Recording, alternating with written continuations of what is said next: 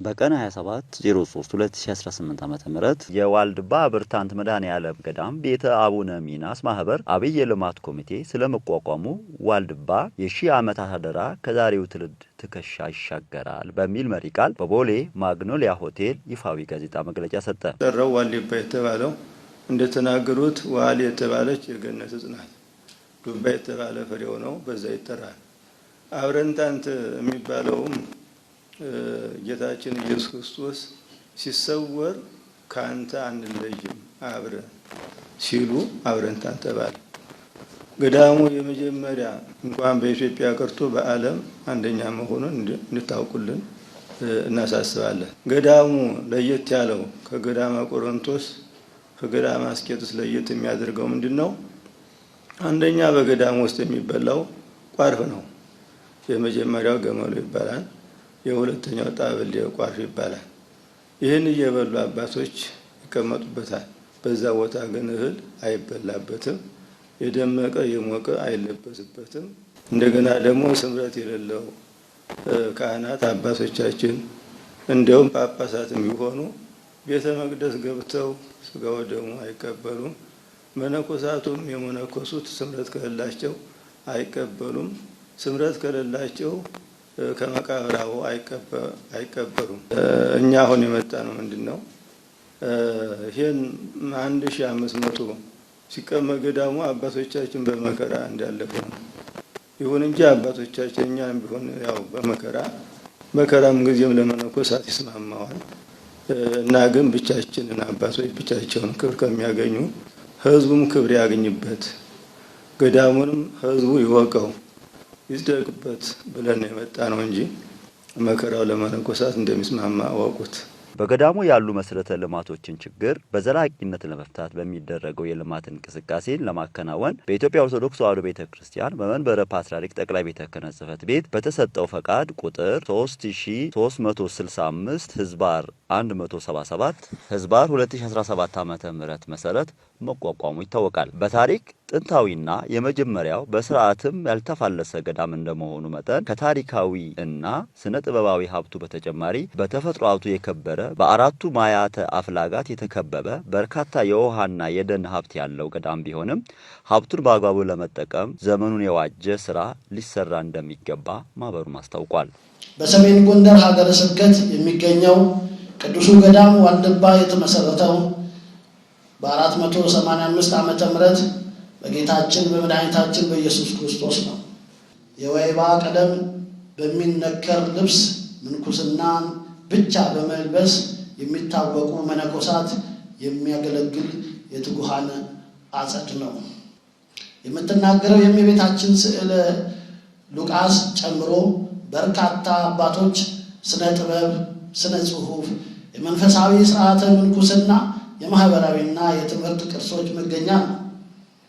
ከመጀመሪያዎቹ መናንያን ጀምሮ የታላላቆቹ አባቶች የእነ አቡነ ሚናስ፣ የእነ አቡነ ዘበራቅሊጦስ፣ የእነ አቡነ ሳሙኤል በቅድስና መስቀላቸው ከድንጋይ የተሰራ ቆባቸው ጻማይት በተባለ መካነ ጸሎት ዛሬም በማያቋርጥ ቡራኬ ሰማያዊ ጸጋና ዘላለማዊ ክብር የሚሰጥበት ገድላቸው የሚነገርበት ቃል ኪዳናቸው የሚታደልበት የቅዱሳንና የቅድስና ምንጭ የበረከት መገኛ ነው። ያለምንም ድጋፍና እርዳታ ገዳሙ በጉዲት፣ በበርበር፣ በደርቡሽና በበርካታ ሽፍቶች የተወረረ መከራን ሲጋፈጡ ሰማዕትነትን በመሽቀዳደም ሲቀበሉ ቆይተዋል። ገዳማቸው እንዳይጠፋ፣ አንድነቱ እንዳይፈታ፣ አበው እንዳይበተኑ የሚቻላቸውን ሁሉ ሲያደርጉ ኖረዋል። ዋልድባን መጠበቅና መንከባከብ ሀገርን፣ ቤተክርስቲያንን፣ ቤተሰብን፣ ራስን ማስከበር ነው። ለዚህ ገዳም ጥሪ ሐዋርያው ከበጎ ነገር ጋር ተባበሩ በማለት እንዳዘዘን ልንተባበር ይገባል።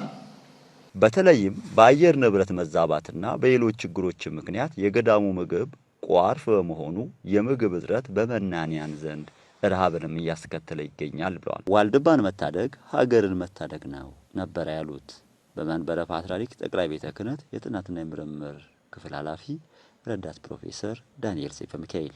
ይሄ ትልቅ ተነግሮ የማያልቅ ቦታ እኛ ልንረዳው ሳይሆን እኛ እንድንረዳበት።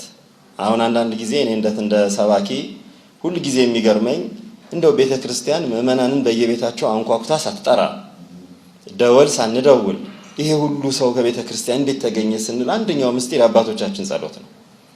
የሰባኪያን ስብከታቸው እንዲሰምር፣ የመምህራን ትምህርታቸው እንዲሰምር፣ የአበው ቅዱሳን ጸሎታቸው እንዲሰምር የሚያደርገው እንደ ዋልድባ ያሉ አባቶች ጸሎት ነው።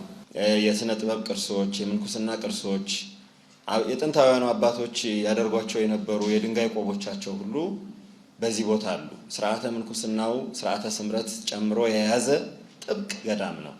በእውነት ለሀገራችን ህልውና ትልቁን የጸሎት እግዚአብሔር እንዲጠብቅልን ዘወትር ሀገራችንን ጠብቅ፣ ዳሯን እሳት መሃሏን ገነት አድርገህ ጠብቅልን እያሉ የሚጸልዩ አባቶች ያለ ማቋረጥ ጠዋትም ማታም መንፈቀ ሌሊትም መንፈቀ መዓልትም በቀትርም የሚጸልዩ አባቶች ያሉበት ገዳም ነው። የሊቃውንት ቦታ ነው። በተያያዘ የአብረንታንት መድኃኔዓለም ገዳም ዘቤተ አቡነ ሚናስ ማህበር አብይ የልማት ኮሚቴ ወደ ትግበራ ለመግባት የሚያስችለውን ስትራቴጂካዊ የአጭር ጊዜና የረጅም ጊዜ እቅድ ማውጣቱን ገልጿል። በዚህ ገዳም ውስጥ ብዙ አባቶቻችን የዕለት ሰርከ ህብስት የምትባል ጥቂት ነገር ቀምሰው እግዚአብሔርን የሚያገለግሉበት ቦታ ነው። ይሄም ቋርፍ የሚባል ለጉሮሮም ለአንጀትም የማይመች ነገር ግን ለነፍስ የሚመች ትንሽ ተቀምሶ የሚዋልበት የሚታደርበት ቦታ ነው። መሰረታዊ ችግሩ በእኛ ዘመን ይሄውም መገኘት አልቻለም። አሁን የምታዩቸው ምድር የከበዱ አባቶች ከሚወዱት ቦታ መተው በረከት ለኛ ሊያካፍሉን የመጡት ይሄንንም ጉዳይ ጭምር። በዚህ ምክንያት ቋርፍ የሚባለው በቀን አንድ ጊዜ የሚቀመሰውም ነገር ሊገኝ አልቻለም። በተለይ ይሄን ዓለም ንቀው ለነፍሳችን እንደር ብለው የሚመጡ አባቶች ማስተዳደር ከባድ ነውና በእለት አንድ ቀን እንኳን በአንዲት ሰዓት ማታ የምትቀመሰውን ነገር ማዳረስ ሳይችሉ ሲቀሩ እንግዲህ የተወሰናችሁት ደግሞ በሙፈር ቤት ቆዩ እስከ ማለት የሚያደርስ ችግር ላይ ተደርሷል። አሁን እኔ እንደ ባለሙያ ጥናቱን በዝርዝር ከወንድሞቼ ጋር እንዳየሁት ለዚህ ጥያቄ ማብራሪያ መስጠት የምፈልገው የመሰረታዊ ችግሩ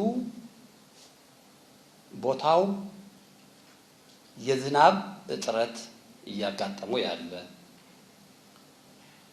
ከፍተኛ የሆነ ደግሞ የውሃትነት ያለበት እንደው በቁጥር በገልጽላችሁ የዓመት የዝናቡ መጠን 960 ሚሊ ሜትር አካባቢ ነው። የዓመቱ ትነት 1600 ነው። እየተበደረን የሚተነው ማለት ነው። ከየት ላይ? ከወንዝ ላይ፣ ከአፈር ላይ፣ ከአየር ላይ ያለውን ሁሉ ያተናል ማለት ነው። ከዚሁ ጋር ተያይዞ የዋልድባ አብረንታንት መድኃኔዓለም ገዳምን መታደግ እንደሚገባ ተገልጿል። ውሎ የሚበሉትም አሉ፣ ከዛ ደግሞ አክፍለው የሚበሉት አሉ። ይህ ምግብ ካልተገኘ ግን የጠነከረ በዛው ይሞታል። ያተቻለው ቦታ ለቆ ይሄዳል እንጂ ሌላ ምግብ ሊበላም አይችልም። ይህም የተወሰነ በሰው ሳይሆን በጌታችን በኢየሱስ ክርስቶስ በመድኃኔዓለም ስም ስለሆነ ያ ነገር ጠፍቶ ሰውም በረሃብ ከሚሞት ሰውም ፈርቶ ቦታ ለቆ ከሚሄድ ተብሎ ይሄ ሁሉ ታስቦ ነው የተመጣውና ግን ዋናው ነገር መነኮሳቱ በረሃብ ቢሞቱ ክብራቸው የበለጠ ነው። ይሁን እንጂ ገዳሙ የሁሉ የኢትዮጵያ ቀርቶ የዓለም ስለሆነ ገዳሙ እንዳይፈታ እናንተም ተተክታችሁ ወደፊት በዛው በአባቶቻችን ቦታ ተቀምጣችሁ ክብርን እንደምታገኙ ገዳማችሁን የሚጠብቁ አባቶች ናቸው። እናንተ ስትረዱ ገዳሙ ይጠበቃል።